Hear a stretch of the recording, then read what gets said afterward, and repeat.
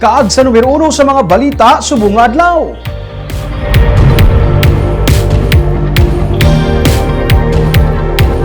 Mga dalan padulong sa Balogo River nga ginadagsa sa karon sang tawo para paniguan ang temporaryo nga ginpasira sang lokal nga panguluhan sang Silay bangod wala na nagakasunod ang physical distancing. Samtang mga tourist destination sa Silay nga ginadagsa man sang tawo ang inubutangan sa mga checkpoints kun weekend. Yaring report. Sang Sabado, unang agit pasirado sa lokal nga panguluhan sang Silay ang dalan padulong sa Suba sa Sitio Lupa sa Barangay Kapitan Ramon bangod nagadagsaan na nagaginutok ang mga tao sa among lugar bisan pa may pandemic kag nagasaka pa ang kadamuon sang kaso sang COVID-19. Sunod kay Mayor Mark Godes, sa nabato nilang impormasyon, gikan pa sa nagkanilain nga mga bahin sa probinsya ang nagadagsa sa among suba sa kada adlaw. Gani para likaw sa latnanay sang balatian, ginpakamaayos ang LGU nga temporaryo lang anay nga ipasira ang alagyan padulong sa suba nga kabahin sang Balogo River para hindi magdagsa ang tawo didto.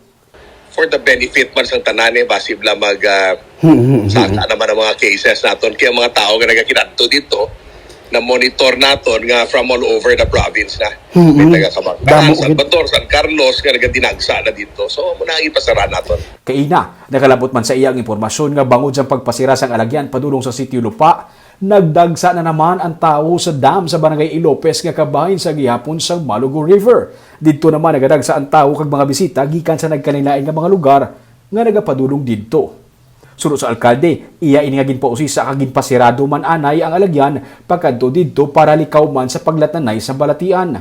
So I have no choice but to instruct ang aton joint inspection team to conduct an inspection and to close down ang mga entry points sang area pasuba to discourage people at this time instead nga maginagangyang sila magpalahuway lanay.